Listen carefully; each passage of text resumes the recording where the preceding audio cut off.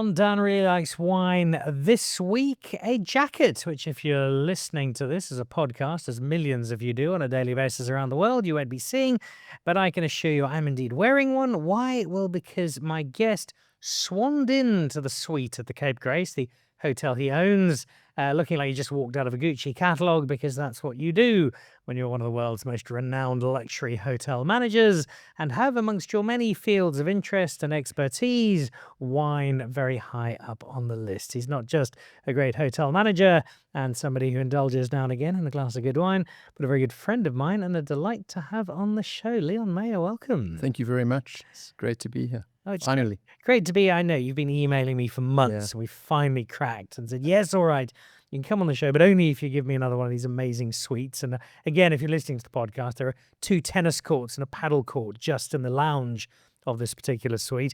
There's also some really good wine, and that feeds its way through not just this particular hotel, but kind of all the time that we've spent together over the years, because it's always been in a luxury hotel hospitality space.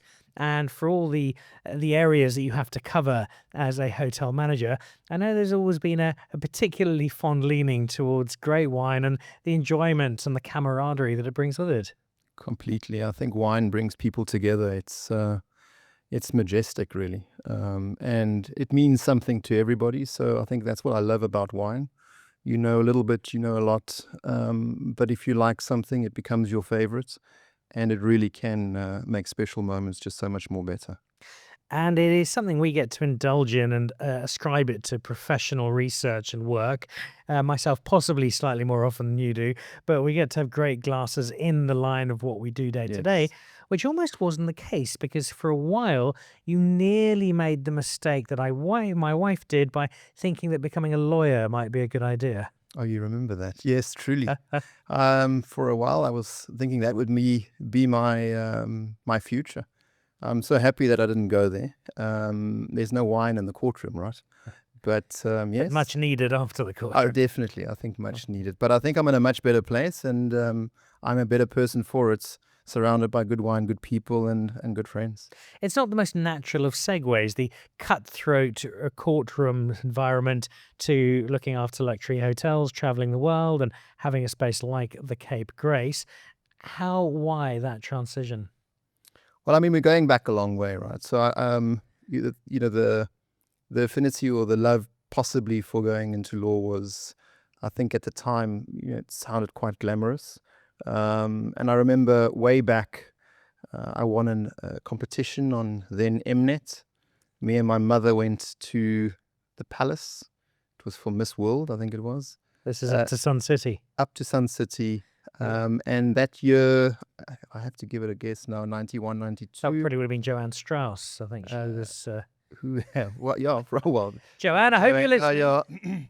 And I think Piers Brosnan was the host. Sure. And we got up there, and when I arrived there, it was just when the palace was just brand new. And arriving at the palace, seeing what this was all about, it just gives me goosebumps thinking about it. And I said to myself, well, not knowing what hospitality is really about, because like anything, it's glamorous, but also you have to put in a lot of hard work, especially in the early years.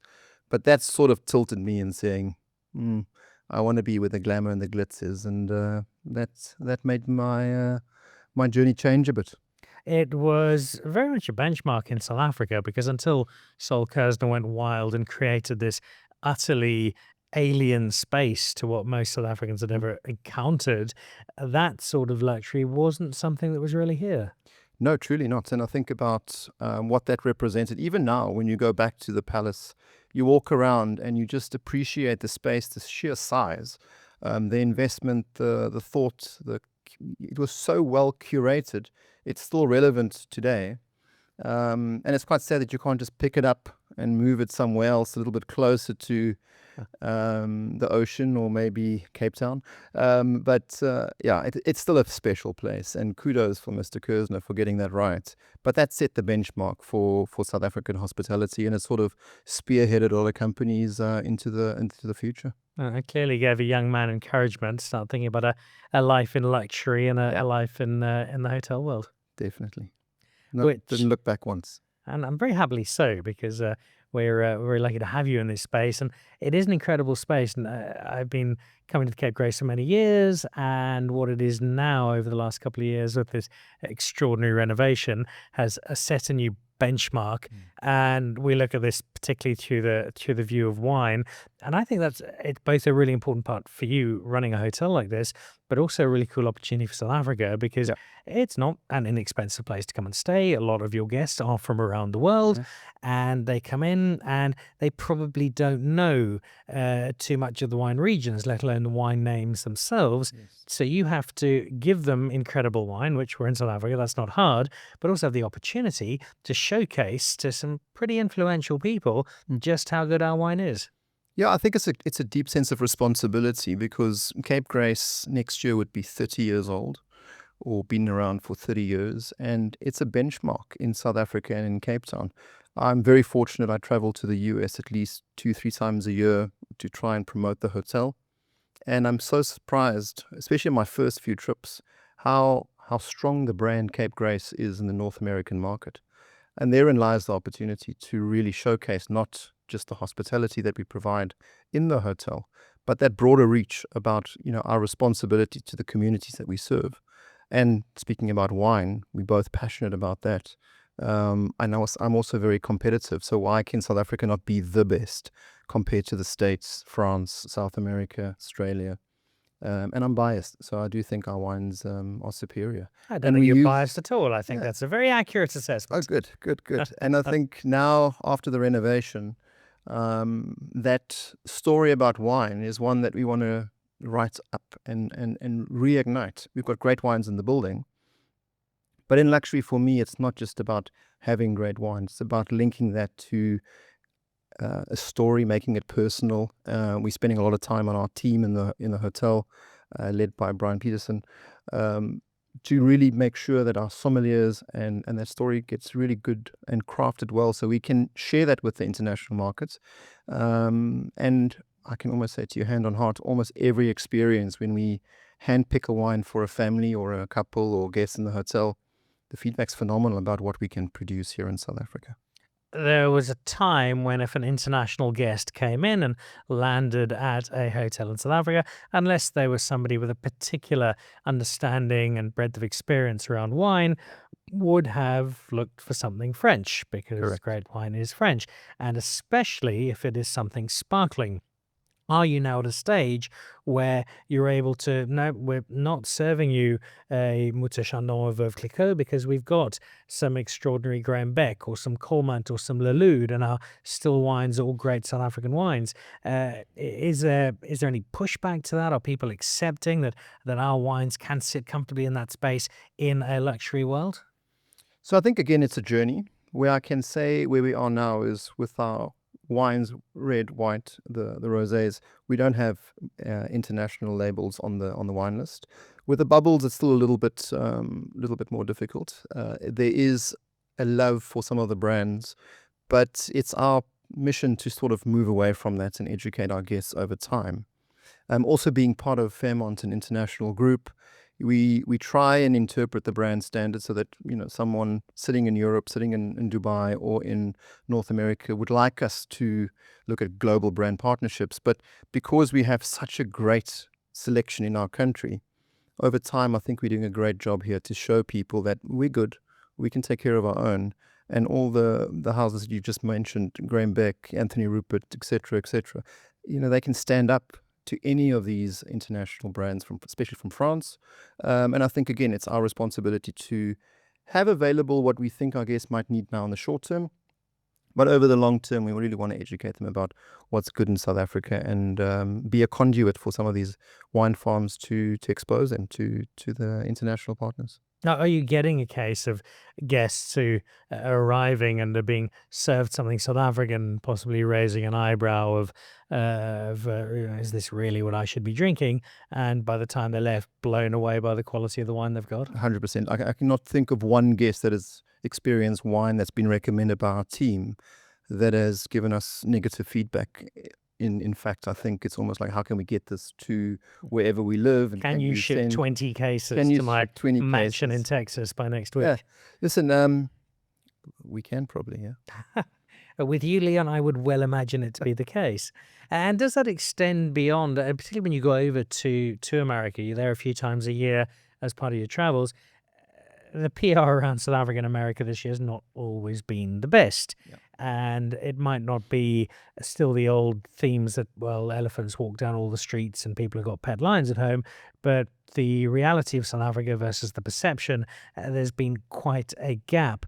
When you go over beyond just the wine, are you finding people have a better understanding on the ground of South Africa than we might imagine through the headlines we've seen? I think it's a bit polarized, and without going too deep in it, but I think America, there's a lot of people that are extremely well traveled, albeit that might be a little bit of a niche. So for well traveled Americans coming to South Africa, coming to Africa, I think they truly appreciate what Africa and South Africa is about. The trick is for the new travelers coming into Africa, because South Africa is bundled together with Africa. Yes, we're part of Africa, but same, but not. And I think therein lies the opportunity to educate people in what we can offer. So it's not just the food; it's the flora, the fauna, the wildlife, the beauty of the whole country. People are gobsmacked when they see what we have, and I think we undersell it sometimes, and we need to rise and sell it with confidence. So I'm hoping that whatever's happening in the North American space, that's going to be very short-lived, and I believe South Africa will always be on the menu, and we just need to keep that flag flying high and make sure as a community, when people come here, not just from North America, from anywhere in the world, we treat them well. And I think that's what South Africans are so good at. For many years, I actually worked on cruise ships, so I've been to many countries and I've seen a lot of things, and I've been very fortunate. But every time you come home, you know you're home. That South African hospitality cannot be replicated. It's endearing, it's sincere, and it comes from a place of deep love for the people that visit our country. So I'm very proud to travel abroad and share that. I've just shared with one of my peers in the Fairmont in Rio some wine that I think that they should have in South America. We're doing a lot of can I mention the wine farm? Please do. So we're doing a lot of work in the Brazilian market for the hotel itself. I was just in Sao Paulo and recently on business, and I met my good friend Andrew Gunn recently here. And I mean, I love his Sauvignon Blanc and the one-man band, and his wife is phenomenal. Just eating in that kitchen with him is just such an experience. Soup in winter with some of their other wines. Exactly, and why can't we help someone like Andrew and his team get their wines into the Fairmont in Rio? So we flipped off an email today to our friend there, encouraging them to try this and see. And in fairness, you are helping Andrew, but you're really helping the Fairmont in Rio, because for them to have that wine on their list, they will shoot up the ratings. It's terrific wine. I think it's a good idea. Great idea. The South Africa that you celebrate is encapsulated so wonderfully in the hotel, and the experiences we have and the wine that you have. And we're going to jump into some of that in a moment.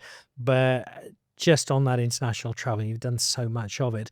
What are some of those international food and wine experiences that you've had on these travels that you still remember with lip-smacking fondness?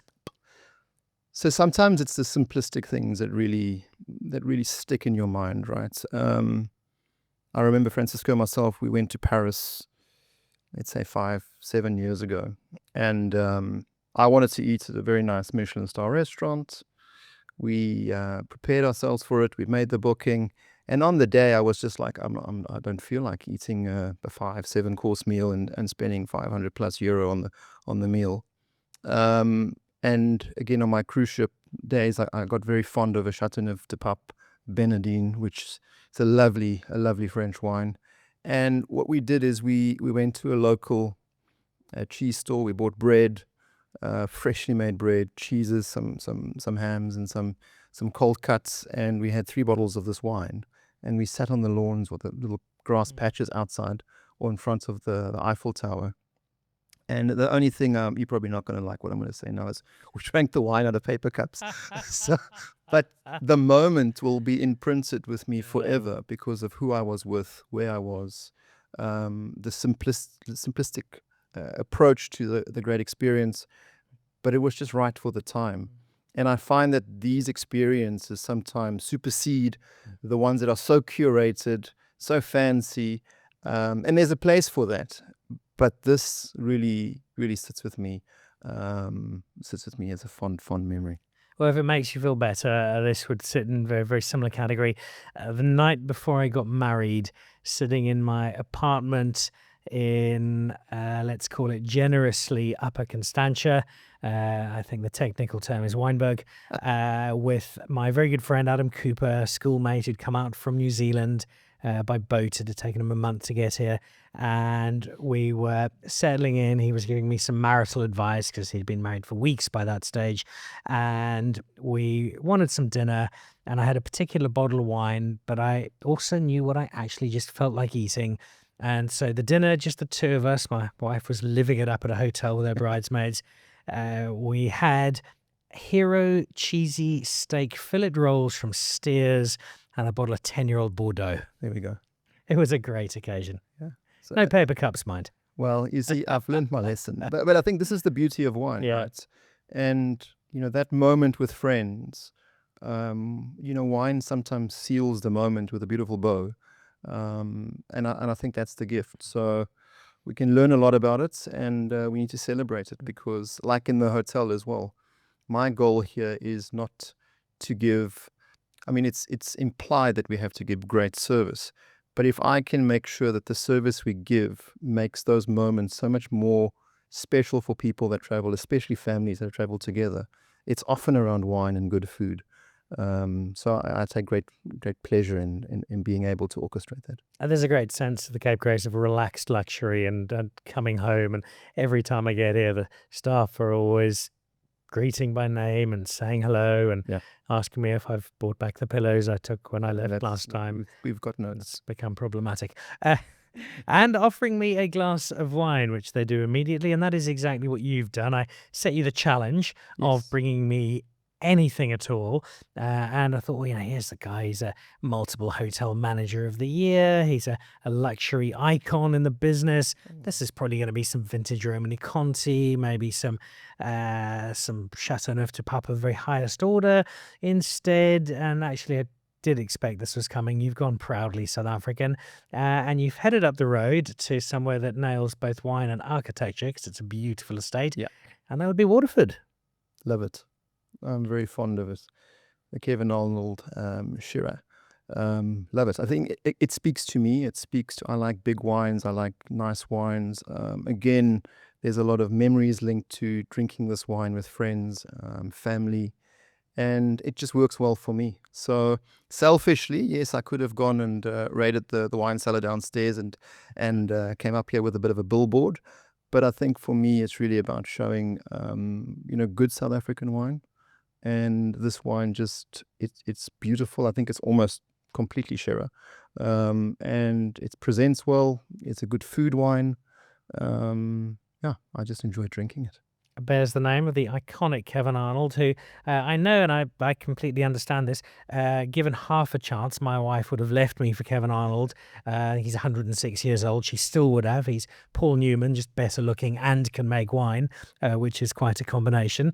And it's an exceptional example of Shiraz. So we'll drink this very happily. Cheers, Sammy. Cheers. There we go. I've actually still got, I think Kevin's very first vintage of this was 1998. Marc Leroux obviously making it now, but I always drunk with great fondness. Good, right? Good call, Mr. Meyer. Thank you. Yeah, Which leads indirectly to why I would be very bad at your job. There are many reasons I'd be very bad at your job, but one of the key ones is that you have under your command an exceptional restaurant, an extensive cellar, possibly the single greatest whiskey bar on the planet. Just this indulgence absolutely everywhere. I might not cut a chiseled athletic figure to start with, but I would be absolutely and perfectly spherical within a month of being here and going, oh yes, it's for 9:10 in the morning. I just need to check in on that Chardonnay. do a little tasting here. Do so with a bit of lobster and Do you become immune to all of it? And when you get home to the family after another day of high-end living, that you actually just want a toasted sandwich and a night with the feet up on the couch? Yeah, I think that's exactly it. And it's the trick is not to get immune to it because, you need to see the wood through the trees because it's part of my job to make sure that we deliver and then enhance that delivery time and time again. I'll answer it in two ways. I think, firstly, for me, like I said, I like simple things. That's why So, we've got on so well. I wasn't going to say that, but You were thinking it. okay, let me just stay on track here. For me, it's about the simplicity. I've got young kids now, so with the kids, we don't do spur. That's the first rule. But pizzas, great salads, great meals that the kids can enjoy with us is for me very important, so that we can spend time together. I'm the only person that really drinks in the house. So it was always good when you open a bottle of wine. It's not going to be shared. But good food, is sometimes very simple food. So at home, often it's really sticking to what South Africans love: great salads, great meats. So I think South Africans love pastas and pizzas. But at a hotel level, I think it's important sometimes to indulge and to test and push the boundaries responsibly so that we can try and lift those standards. But it is easy to fall into a trap and order yourself a little lobster and test this, etc., etc. But often what I do is I allow the teams in the hotel to tell me what they want us to enjoy. So apart from testing the food and making sure the quality and the standards are there, the innovation comes from the soul. So for me here at Cape Grace, with our chef and our F&B team, what do they feel that they can do to make sure that the essence of the essence of Cape Grace can be translated into something on the plate. And again, I think it's very important to anchor ourselves in South Africa. It's very easy to fall into a trap to try and bring a little bit of France home or Italy, etc., etc. We need to stay true to our heritage. And we've got great examples of different multinational type of heritages here that we can bring into the restaurant. And again, it's easy to bow that up with a great wine. Not everybody drinks, but okay. So don't we play around with some of those elements when it comes to non-alcoholic. But I think great food is so well served with great wines. I think very simply, it's all well and good. You certainly don't have to drink wine. You just shouldn't be allowed to stay at the Cape Grace if you don't. That would be a very simple rule I would implement immediately. Okay, one of the reasons I think I wouldn't be a great manager. Are you good at what you do? I would run it down in weeks. I think what has allowed you to do what you do and to keep smiling through everything and to be where you are with the track record you have is that for all the challenges, and I'm sure there are many that we never get to see or hear about, you do still absolutely love what you do, and you do still have such a great passion for what it technically is a job, but almost does feel like a calling. It is a calling, and I every morning when I get in my car and I drive to work, I'm excited to get here, and I say that to my team often. Once you lose that urge to get to work to do good, then you need to question if you're in the right space. And there are ups and downs. You're right. I mean, COVID's a great example of what we all had to go through, and it was really tough on the hospitality industry. But we've rised again above that, and it's reset. But I love coming to work. I love seeing people smile, our staff smiling, our guests engaging with our staff, and our guests just being so well looked after. There's a deep sense of gratitude that I get from that. And also, Cape Grace for me, I go back many, many years. I was actually GM of the Mount Grace as well. That was my first general manager role back in 2008. So I thought I made it. And we actually came down to Cape Town when Five Flies was still still on the menu. That was the place to be. Wonderful, wonderful restaurant. And we had the opportunity to stay in Cape Grace one night, and then one night I think we stayed at the Table Bay. And we had a lovely dinner at Five Flies, lots of wine, great food with great company. We came back quite late, and we had a really early start to move across to go and see what was then the iconic buffets at the Table Bay. And I'll never forget stumbling out of bed, trying to get myself, ready for breakfast, getting in the elevator, coming down to the ground floor. And there was a lovely lady from guest relations there waiting. And as the doors opened of the lift, she said, "Good morning, Mr. Meyer. How was Fireflies? And do you enjoy your nap or your sleep?" And I was just completely taken by how prepared everybody was for the next set, for the next time on stage, because we have to see it as an enactment within the hotel. But that just blew me away. It's like, well, how did they know I was going to come out of the elevator? How did they know I was at Fireflies, etc., etc.? But understanding people and giving them that recognition in the hotel, for me, is deeply important, because that's what people want at any level, is just to be understood and to be acknowledged. Now, that personal touch is crucial. Also, what's very important is dancing on tables at restaurants, which is why your presence at Fireflies had made its way through to the hotel quite so quickly. I've seen that video footage. You were Wow. Okay. impressive. Leon, it's been an absolute joy. Great glass of wine and some wonderful time spent together. So thank you. I've had a lot of fun in our journey here at the Cape Grace. It is our home for recording many of the shows, but also we get to do so much here, food, wine, enjoyment and indulgence wise.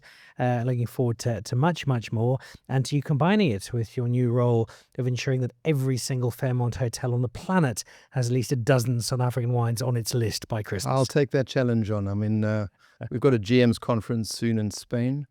And I think I'll be proud to share some of those opportunities with some of my colleagues. But thank you to you too. I mean, you do so much, not just for our hotel, for so many others, and helping us with our journey in wine and giving us the advice. And you see so much, and you've introduced us to so many wonderful people. So I look forward to what lies ahead. As do I. Leon, thank Cheers. you. There we go. The man behind the Cape Grace, which is enjoying, I think, quite comfortably its greatest area yet. Amazing food, amazing wine, amazing people, and just the perfect place for me and for Dan Really Likes Wine to call home in Cape Town on a regular basis. Wash it down with some wonderful Stellenbosch Shiraz, and you've got a pretty good afternoon. My very special guest on Dan Really Likes Wine this week, the 19-time South African Luxury Hotel Manager of the Year, and that's just in the last 12 years, Leon Meyer.